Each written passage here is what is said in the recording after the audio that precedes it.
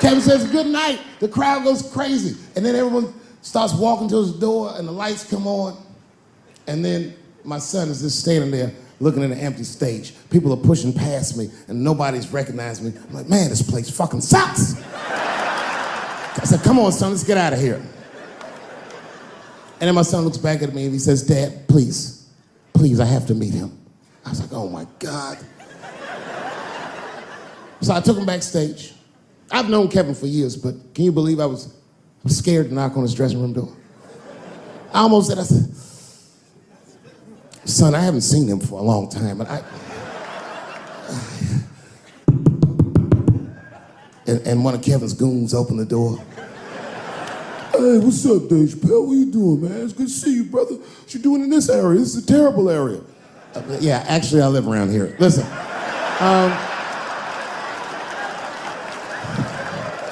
Is Kevin here? My son just wanted to meet him real quick. Well, I don't know, because Kevin's about to eat dinner. Just think Kevin came around the corner to see who it was. What? Oh, shit. What's up, Dave? Come on back. I was just about to have dinner. I don't know if you guys ate, but you're welcome to join me if you'd like. And then my son pushed past me some cold shit. He goes, actually, Mr. Hart, we haven't eaten in several hours.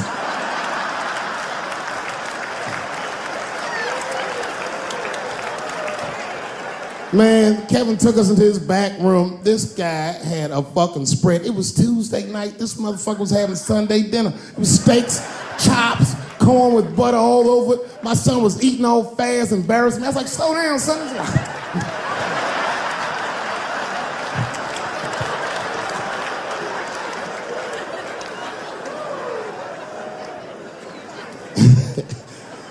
Then I looked over in the corner and there was a box. Custom-made jerseys for the local team. Each one was hand-stitched, and on the back they stitched on the K Hart on all of them.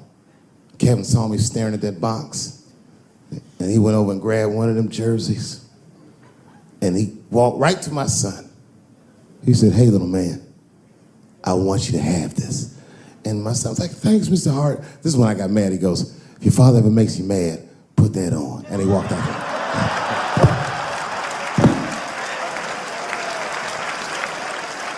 Oh, that was some cold shit. Then I realized, I looked up what Kevin made on Google. I couldn't believe that shit. Kevin is the first comedian that a Drake song could be about. Kevin could walk around his house and sing All Me, and the whole song would still be true. Got everything, I got everything.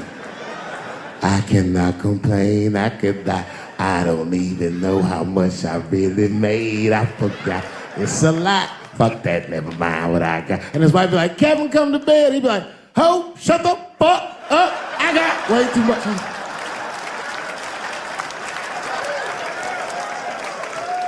You know how much money you have to tell a girl to shut the fuck up? I have quiet please money at best. I'd have to take a loan out for shut the fuck up. Shut the fuck up, that's Jay-Z money. And Beyonce got, no, you shut the fuck up.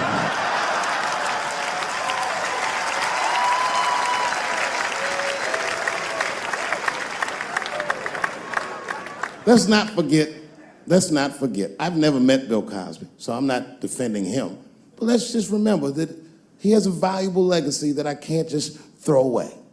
I remember that he's the first black man to ever win an Emmy in television. I also remember that he's the first guy to make a cartoon with black characters where their lips and noses were drawn proportionally. I remember that he had a television show that got numbers equivalent to the Super Bowl every Thursday night. And I remember that he partnered up with a clinical psychologist to make sure that there was not one negative image of African Americans on his show. I'm telling you, this is no small thing. I've had a television show. I wouldn't have done that shit. Gave tens of millions of dollars to African American institutions of higher learning, and is directly responsible for thousands of black kids going to college. Not just the ones he raped.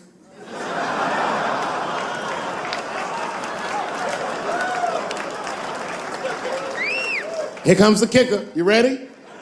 Here's the fact that I heard but haven't confirmed. I heard that when Martin Luther King stood on the steps of the Lincoln Memorial and said he had a dream, he was speaking into a PA system that Bill Cosby paid for. Do you understand what I'm saying? The point is this. He rapes, but he saves. And he saves more than he rapes, but he probably does rape. Thank you very much. Good night.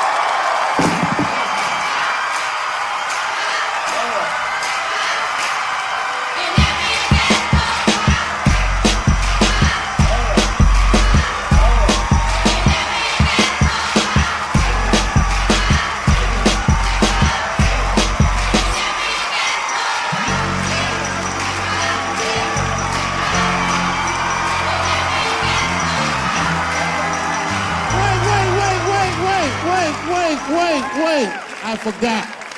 The fourth time I met O.J. Simpson.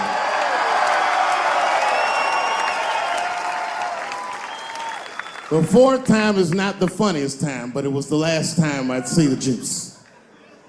For some reason, I was at the Kentucky Derby. It's a very long story.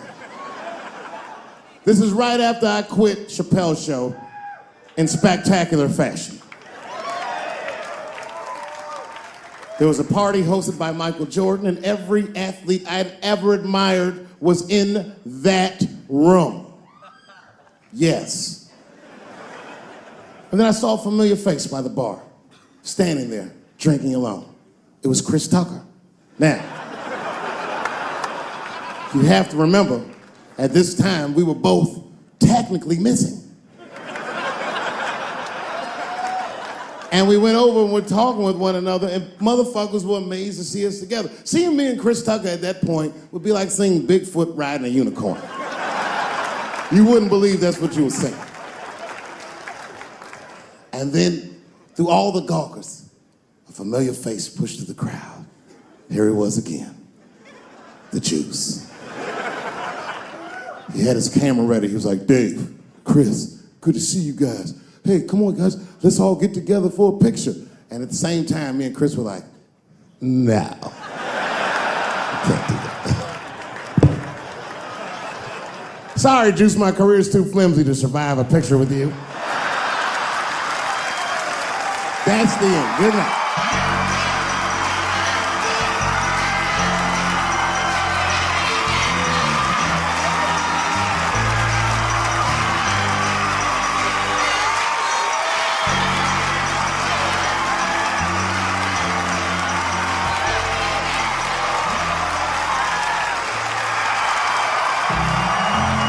One last thing, before you go, I just wanted to acknowledge, for the real comedy fans, we can't not acknowledge it. We lost a fucking juggernaut in comedy this week.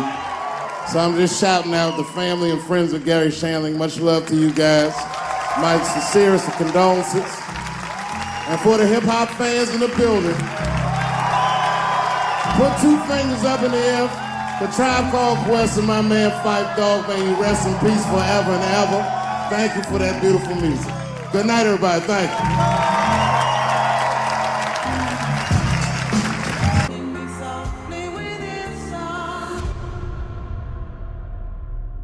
I came back here where I started because I will shoot my final Netflix special tonight.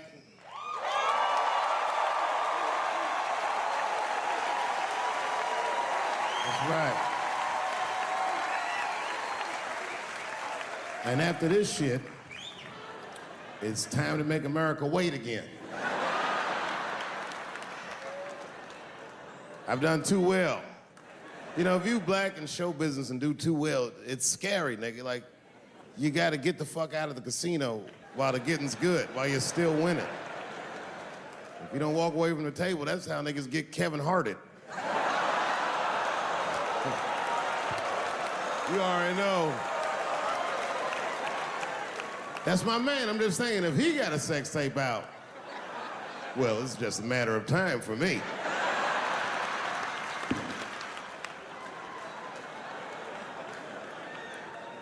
But you know why I be thinking sometimes I want to stop doing comedy?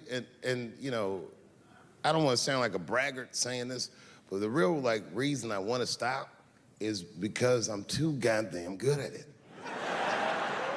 I'm dope, nigga. Like, no, I'm not even exaggerating.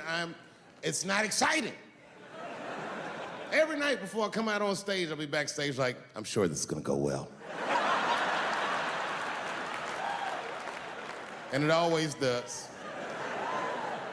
I'm so good at writing jokes, and this is not even an exaggeration. I actually write jokes backwards. I will write a punchline with no particular setup in mind. I just put it on a scrap of paper, and I'll throw that scrap of paper in my fishbowl. I have a fishbowl in my house filled with random punchlines.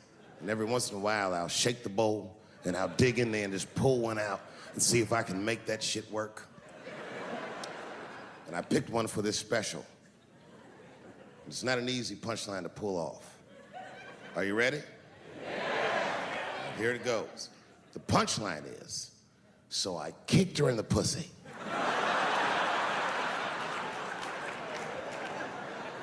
I haven't finished the joke yet.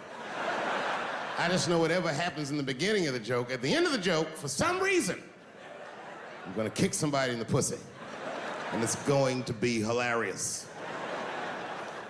And you know what's weird? I've always been this talented. I can't remember a time when I wasn't. You know, when I was growing up, I was probably about 8 years old, and at the time, we were living in Silver Spring. Yeah. Yes. Common misconception about me in DC, a lot of people think I'm from the hood. That's not true. But I never bothered to correct anybody because I wanted the streets to embrace me. As a matter of fact, I kept it up as a ruse. Like sometimes I'll hang out with rappers like Nas and them, and these motherfuckers will start talking about the projects. Yo, it was wild in the PJs, yo. And I'll be like, word, nigga, word. But I don't know. I have no idea. My parents did just well enough so that I could grow up poor around white people.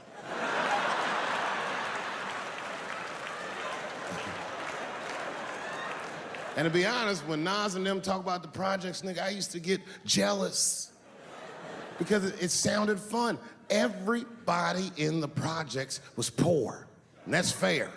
But if you were poor in Silver Spring, nigga, it felt like it was only happening to you.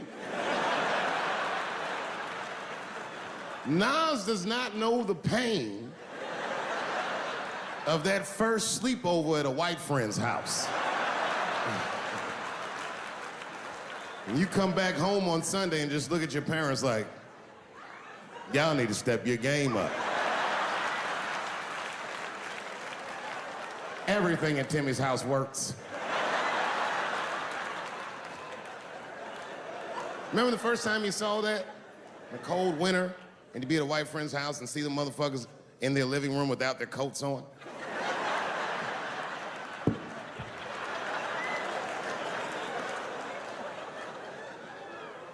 Timmy was one of my first white friends, like, in my life, man. He's a good dude, too. He moved to Silver Spring from Utah, of all places.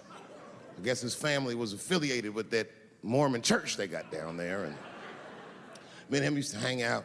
And one day I was at his house, we were just hanging out, and Timmy says, Dave, why don't you stay for dinner tonight? I said, oh, man, I'd love to, but I can't. If I'm not home before dark, my mother will kill me. That was a lie. My mother had several jobs. I hadn't seen her in like 3 or 4 days. And the only reason I lied to Timmy was because at that point in my life, it was my experience that white dinner wasn't delicious.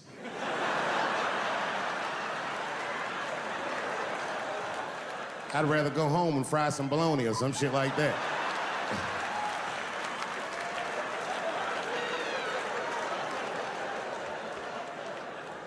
But then old Timmy threw me a curveball I wasn't expecting. He said, well, it's too bad you can't stay, Dave, because Mom made stovetop stuffing. I said, what the fuck, stovetop? Well, hold on, nigga, let me make some phone calls real quick. I had seen that commercial so many times, I had dreamt of getting my hands on some of that stovetop stuffing. And finally, I met a motherfucker that actually had a box of stovetop in the house. I couldn't miss this opportunity, so I pretended to call my mother. And then I came back and I said, Timmy, you're not gonna believe this great news. Mom said I can stay. And he said, fantastic. He said, why don't you come with me and we'll help set the table and then we can say the blessing. I had no interest in setting this motherfucker's table or saying these crazy ass Mormon prayers. I just wanted that goddamn stuffing. So I told Timmy, I said, you know what, I'd love to help, but let me go wash my hands first. My plan was simple. Wash my hands slowly, and by the time I'm done, the table will be set, the blessing will be said, and all that there will be left to do is eat. Went to the bathroom. I washed my hands very slowly. I must have been in there for about 10 minutes. And suddenly, one of his mothers came to the door.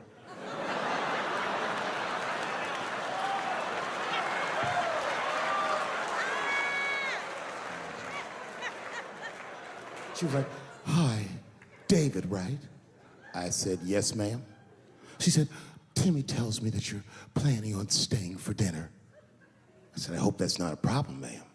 She says, no, it's no problem. In fact, we'd love to have you. It's just that we weren't expecting company. And I'm afraid there's not enough stovetop stuffing for everybody. So I kicked her in the pussy. Bam! Ladies and gentlemen, I told you I'm dope, nigga. I told you what I was gonna say and you still didn't see it coming. And that's why I make the big bucks.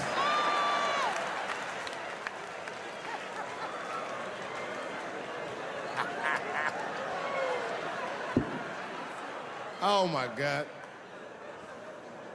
But there's a more important reason that I would stop doing comedy right now.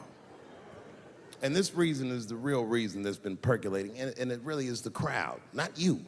I'm talking about the crowd on the big stage. It's too hard to entertain a country whose ears are so brittle. Motherfuckers are so sensitive, the whole country is turned into bitch-ass niggas.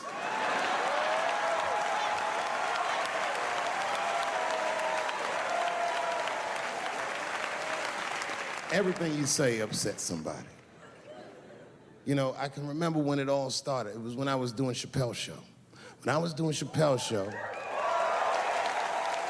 I used to do the show, and then on the weekends I do like concerts and shit like that. So I'm doing a concert, and there was a couple in the front row, beautiful couple. The wife was obviously Asian.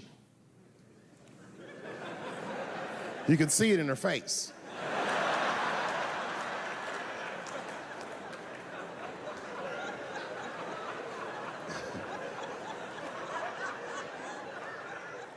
The husband, this motherfucker was mysterious, to say the least.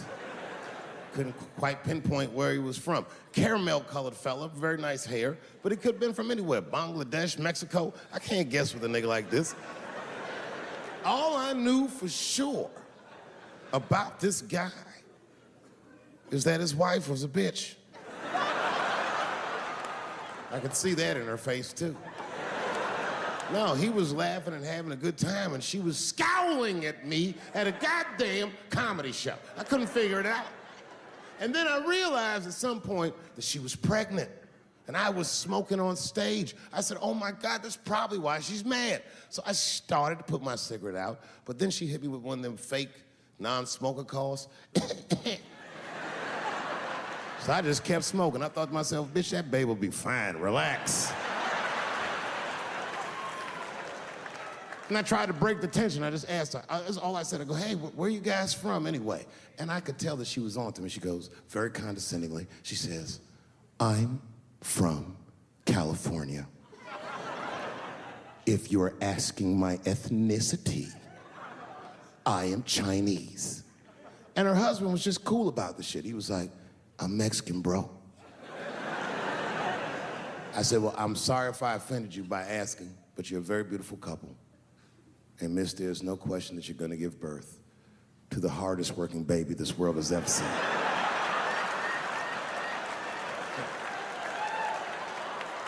That's not a bad joke.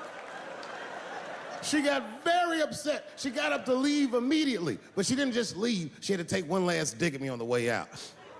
I will never buy one of your fucking DVDs again, Dave Chapelle. I said, ma'am, with all due respect, Chinese people don't buy DVDs.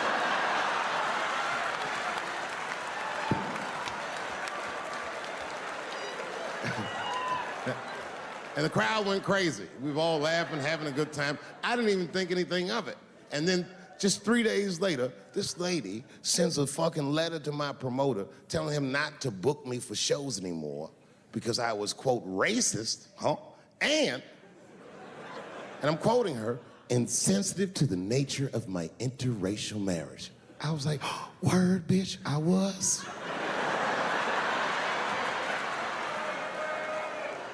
If she had just done a little bit of research, she would know that I myself am in an interracial marriage. That's right. In fact, my wife is Asian too. Surprise, bitch, I'll see you on Thanksgiving.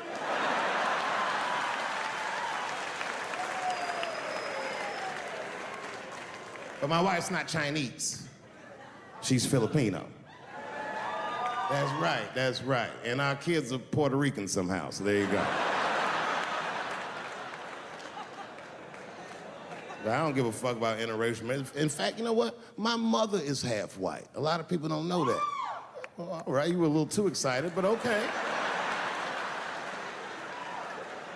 A lot of people don't believe me when I say that, but it's true. You can't tell looking at me, but if I grew my hair out, you would think you was at a fucking Cat Williams concert. My